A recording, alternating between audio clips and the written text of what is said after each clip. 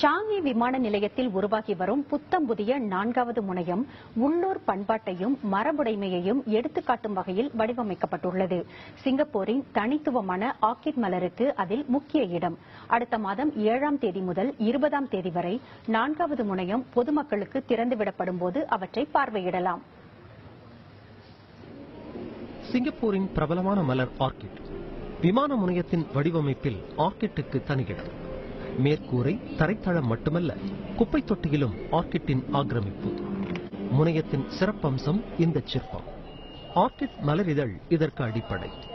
200 metre நீளம் கொண்ட சிற்பம் இசைக்கேற்ப அசையும் தன்மை கொண்டது. தொழில்நுட்பம் அதற்கு தோள் கொடுக்கிறது.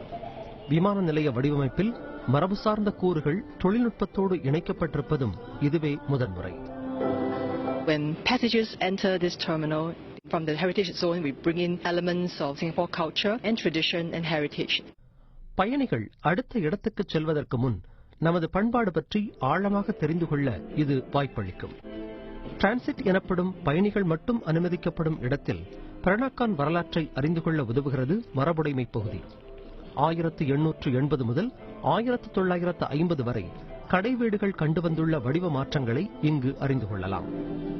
முனையத்தின் முகப்பில் உள்ளது சிற்றரங்கு.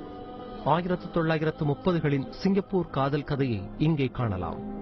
6 நிமிட நாடகம். உள்ளூர் இசையமைப்பாளர் டிக் லீயோடு இணைந்து உருவாக்கப்பட்டுள்ளது இந்த படைப்பு. 4ஆம் முனையத்தின் பரப்பளவு 220,000 சதுர மீட்டர். அது 3ஆம் முனையத்தின் அளவில் பாதி. என்றாலும் வசதிகளுக்கு குறைவில்லை. பயணிகள் மட்டும் அனுமதிக்கப்படும் இடத்துக்கும் வழியனுப்ப வருவோர் கூடும் இடத்துக்கும் இடையே போடப்பட்டுள்ள கண்ணாடி தடுப்பு இடவசதியை பெரிதுபடுத்தி காட்ட உதவுகிறது. பயணிகள் புறப்பாடு, வருகை, சுங்கச்சோதனை ஆகியவற்றுக்கான இடங்களிலும் கூடுதல் வசதிகள். இங்குள்ள மரம், செடி, கொடிகளின் எண்ணிக்கை 0.5 மில்லியனுக்கும் அதிகம். ஏனைய 3 முனையங்களிலும் உள்ளனவற்றை விட இது அதிகம். பயணிகள் வருகை இடத்தில் சுமார் 10 மீட்டர் உயரமுள்ள மரங்கள் நட்டு வைக்கப்பட்டுள்ளன. We make sure that the plants can grow inside well with very little human help. Where you can't have natural light coming in, we'll put grow lights.